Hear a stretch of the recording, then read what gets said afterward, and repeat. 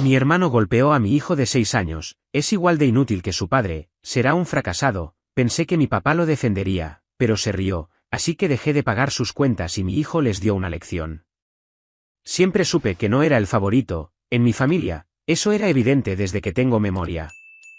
Mi nombre es Damián Rivas, y crecí en una casa donde mi hermano mayor, Leandro, era el sol que todos orbitaban.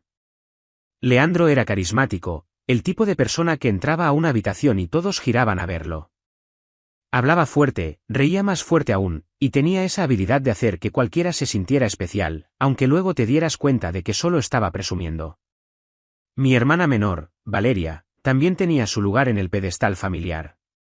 Era creativa, siempre dibujando o escribiendo historias, y mis padres, Elías y Marta, la veían como una especie de genio en potencia. Yo, en cambio, era el callado, el que observaba desde un rincón, el que nunca parecía estar a la altura. No es que mis padres fueran crueles, no en el sentido clásico. No me pegaban ni me gritaban todo el tiempo. Era más bien una indiferencia sutil, como si yo fuera un mueble útil pero poco interesante. Damián, no seas tan tímido, decía mi madre con un suspiro, como si mi personalidad fuera un defecto que había que arreglar. Mi padre, en cambio, simplemente no me veía. Sus ojos brillaban cuando Leandro contaba sus historias de la universidad o cuando Valeria mostraba uno de sus dibujos, pero conmigo, nada.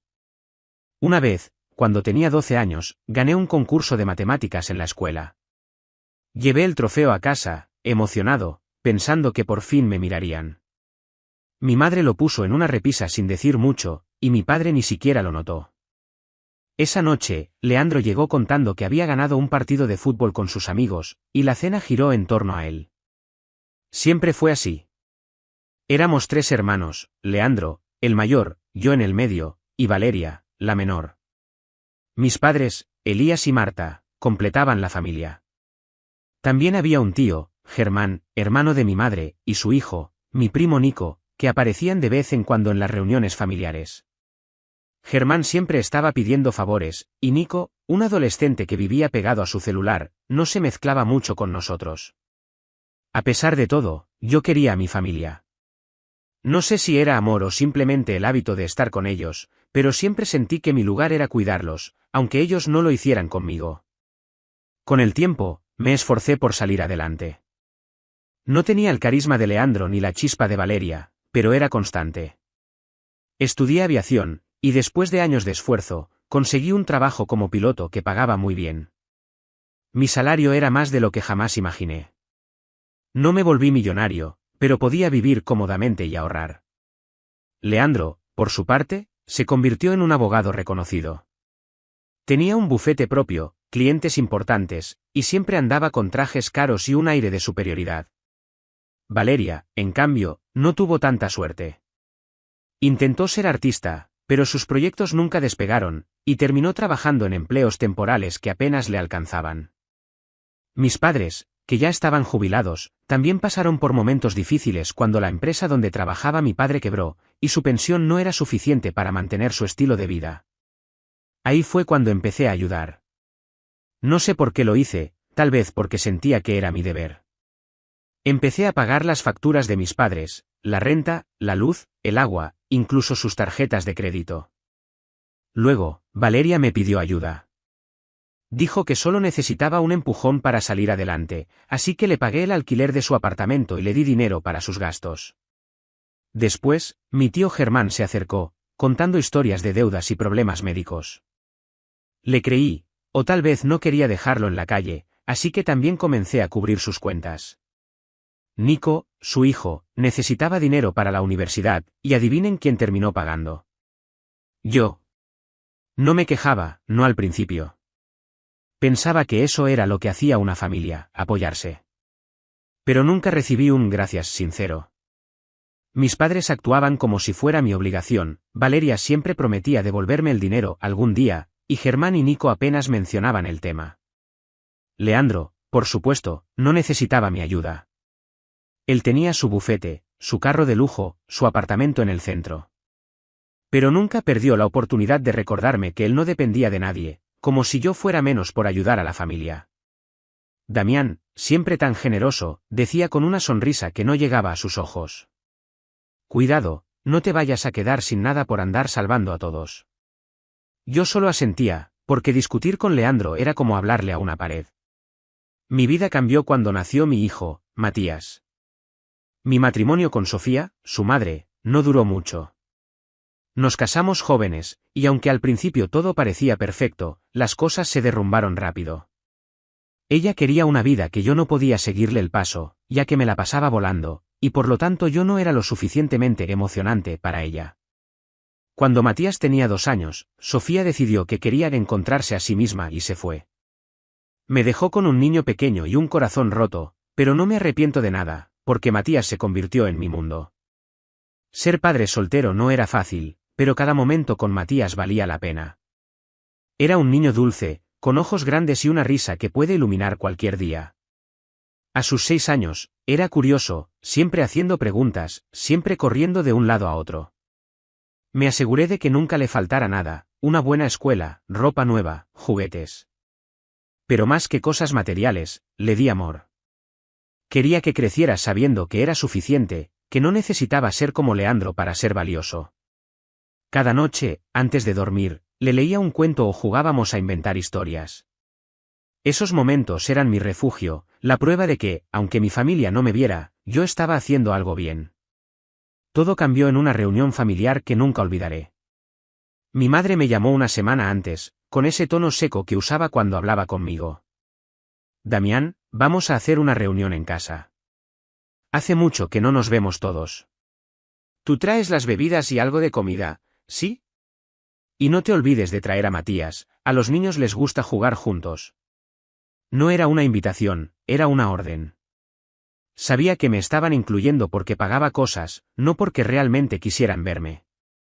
Pero dije que sí, como siempre.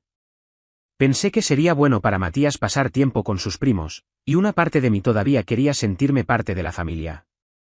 El día de la reunión llegó, un sábado soleado. La casa de mis padres estaba llena, mis padres, Leandro, Valeria, el tío Germán, Nico, algunos primos lejanos y sus hijos. Había comida, música, risas. Matías estaba feliz, corriendo por el patio con los otros niños, jugando a perseguirse. Yo me senté con los adultos, escuchando las historias de siempre, Leandro contando de su último caso ganado, Valeria hablando de un proyecto artístico que pronto iba a despegar, mi padre recordando los viejos tiempos. Yo apenas hablaba, solo asentía, como siempre. Todo iba bien, o eso parecía. Habíamos comido, los niños jugaban, y los adultos tomaban café en el comedor. Entonces, escuché un ruido fuerte, como vidrio rompiéndose. Corrí al patio y vi a Matías parado junto a una mesa, con los ojos muy abiertos. En el suelo, había pedazos de una figura de cristal muy costosa, uno de esos regalos caros, que Leandro trajo de otro país para presumir. Lo siento, papá, dijo Matías, con la voz temblorosa. Antes de que pudiera acercarme, Leandro se levantó de su silla como un toro furioso. ¡Qué niño tan tonto!, gritó, agarrando a Matías por el brazo. Y entonces, sin que pudiera reaccionar, le dio una bofetada. El sonido resonó en el patio, y Matías empezó a llorar, un llanto desgarrador que me partió el alma. «Eres tan inútil como tu padre», rugió Leandro. «Serás un fracasado, igual que él». Me quedé congelado por un segundo, incapaz de procesar lo que veía. Mi hijo, mi pequeño Matías, estaba llorando, con la mano en la mejilla, mientras Leandro lo miraba como si fuera un insecto. Corrí hacia él, lo abracé fuerte, tratando de calmarlo. «Tranquilo, pequeño, estoy aquí», le susurré, aunque por dentro estaba temblando de rabia. Levanté la vista, esperando que alguien, cualquiera, dijera algo.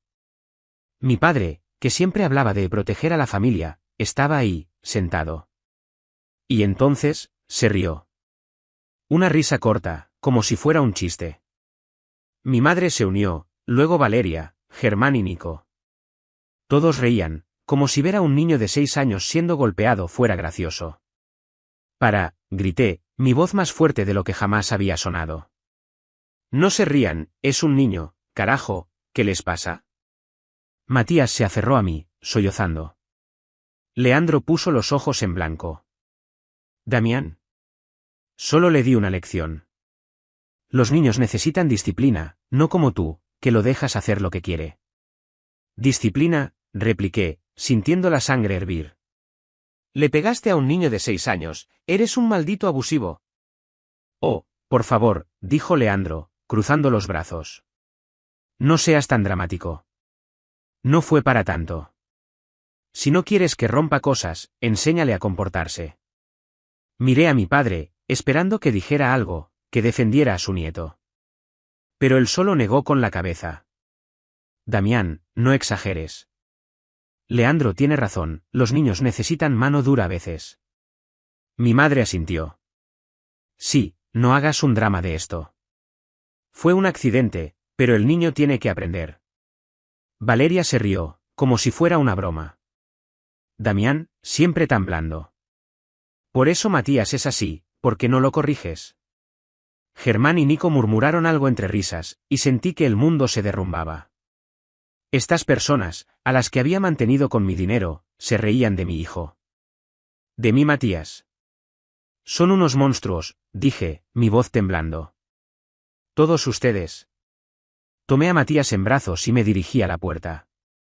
No miré atrás, pero mientras salía, noté que Nico, el primo adolescente, tenía su celular en la mano, como si hubiera grabado todo. No dije nada. Solo quería sacar a mi hijo de ahí. En el carro, Matías no hablaba. Solo miraba por la ventana, con la mejilla aún roja. Intenté hablarle, contarle un chiste, cualquier cosa para sacarle una sonrisa, pero nada funcionaba. Cuando llegamos a casa, lo abracé fuerte, pero él estaba distante, como si una parte de él se hubiera roto. Esa noche, mientras él dormía, me senté en el sofá, mirando mi celular. La rabia crecía dentro de mí, pero también una claridad que nunca había sentido. Esos nombres, Elías, Marta, Valeria, Germán, Nico, se grabaron en mi mente. Ellos se habían reído de mi hijo. Y yo había estado pagando sus vidas. Abrí mi laptop, entré a mi cuenta bancaria, uno por uno, cancelé los pagos automáticos. La renta de mis padres. Las facturas de Valeria. Los gastos médicos de Germán. La matrícula de Nico. Todo. No sentí culpa, solo una furia fría. Esa noche, después de cancelar los pagos, no pude dormir. La imagen de Matías, con sus ojitos llenos de lágrimas y la mejilla enrojecida, se repetía en mi cabeza como una película que no podía pausar. Cada vez que cerraba los ojos, escuchaba la risa de mi padre, el desprecio en la voz de Leandro, y las burlas de Valeria, mi madre, Germán y Nico. Era como si la familia que había sostenido durante años se hubiera quitado la máscara, mostrando lo que realmente pensaban de mí y de mi hijo. Pero lo que más me dolía no era su traición hacia mí, era lo que le habían hecho a Matías. Mi pequeño no merecía eso. Nadie merece eso, menos un niño de 6 años. A la mañana siguiente, Matías se despertó callado. Normalmente, era un torbellino de energía, corriendo por la casa, pidiéndome que jugáramos o contándole historias de dragones y astronautas. Pero ese día, se quedó sentado en el sofá, abrazando su peluche favorito, un dinosaurio verde al que llamaba Rex. Intenté hablarle, preguntarle si quería desayunar sus panqueques favoritos, pero solo negó con la cabeza. ¿Estás bien, pequeño?, le pregunté, sentándome a su lado. Me miró, y por un momento pensé que iba a decir algo, pero solo se acurrucó contra mí. Sentí un nudo en el pecho. Mi hijo estaba herido, no solo por el golpe, sino por algo mucho más profundo. La humillación, el rechazo de su propia familia. Y yo no había podido protegerlo. Pero lo que no me esperaba era que cuando abrí las redes sociales, me apareció el vídeo del día anterior, la cuenta que lo había subido era de Nico, él había grabado todo lo que pasó y pensaba que la gente se reiría como ellos lo hicieron. Pero no fue así, el vídeo ya tenía más de 50.000 vistas. Los comentarios eran una avalancha. ¿Qué clase de monstruo le pega a un niño?, escribió alguien. Ese abogado es el que lleva uno de mis casos, nunca más lo llamaré. Otro decía, la familia riéndose es lo peor. ¡Qué asco! Me quedé despierto hasta tarde leyendo. Había miles de comentarios, y la mayoría eran de apoyo, pero también había algunos defendiendo a Leandro, diciendo que los niños necesitan disciplina. Esos me hacían hervir la sangre, pero eran pocos. A la mañana siguiente, el vídeo ya tenía 1 millón de vistas. Mi teléfono no paraba de vibrar con notificaciones, pero no eran solo de desconocidos. Leandro me llamó. ¿Qué carajos está pasando, Damián?, gritó. Me están bombardeando con mensajes, mis clientes me están cancelando, esto es tu culpa. Mi culpa, respondí, con la voz fría. Tú le pegaste a mi hijo. Tú te lo buscaste. Era una figura exclusiva y cara, por favor razona, y solo fue un cachete, estás destruyendo mi vida por nada. Nada, repetí. Le pegaste a un niño de 6 años y lo humillaste frente a todos. Esto no es nada, Leandro. Esto es justicia. Colgué antes de que pudiera responder. No quería escuchar sus excusas. Poco después, mi padre me llamó. Damián, ¿cómo pudiste hacer esto? Estás arruinando a la familia. ¿Familia?, dije. ¿La familia que se rió mientras mi hijo lloraba? No tengo familia. Colgué de nuevo. Luego, bloqueé los números de mi madre, Valeria, Germán y Nico. No quería escuchar sus quejas. Ya no eran mi problema. Mientras tanto, Matías seguía luchando. En los días siguientes, lo llevé a la escuela, pero los maestros me dijeron que estaba más callado de lo normal. No jugaba con sus amigos, se sentaba solo en el recreo. Cada vez que me lo contaban, sentía una punzada de culpa. Pero una semana después, Matías me sorprendió. Durante una sesión con la psicóloga, escribió una nota corta en una hoja. Decía, no dejes que los malos te ganen. Tú eres más fuerte. Ella me la mostró, con lágrimas en los ojos. Este niño es especial, Damián, me dijo. Tiene un corazón enorme. Con el tiempo, Matías empezó a recuperar su chispa. Volvía a reír, a correr por la sala, a inventar historias de dragones y astronautas. Una noche, mientras le leía un cuento, me abrazó y dijo, papá, gracias por no dejar que los malos ganen. Sentí que el corazón se me iba a salir del pecho. No solo estaba sanando, sino que estaba enseñándome a mí lo que significa ser fuerte de verdad. Mientras tanto, mi familia enfrentaba las consecuencias de sus acciones. Un mes después me llegaron noticias que me dejaron sorprendido. Leandro fue demandado por uno de sus exempleados, quien alegó que el ambiente en su bufete era tóxico, y el vídeo de Matías fue usado como evidencia de su carácter. Perdió el caso y su reputación quedó en ruinas. Al golpear a un niño y quedar expuesto públicamente, nadie quiso contratarlo nunca más. Mis padres, sin mi apoyo financiero, tuvieron que vender la casa donde crecí y mudarse a un apartamento pequeño. Valeria intentó contactarme para pedirme dinero otra vez, pero al no recibir respuesta, empezó a trabajar tiempo completo en una tienda, algo que nunca había hecho. Germán y Nico desaparecieron de mi radar, aunque escuché que Nico fue expulsado de la universidad por compartir contenido inapropiado en redes sociales, refiriéndose al vídeo. No sentí satisfacción al verlos caer. Más bien, sentí una especie de liberación.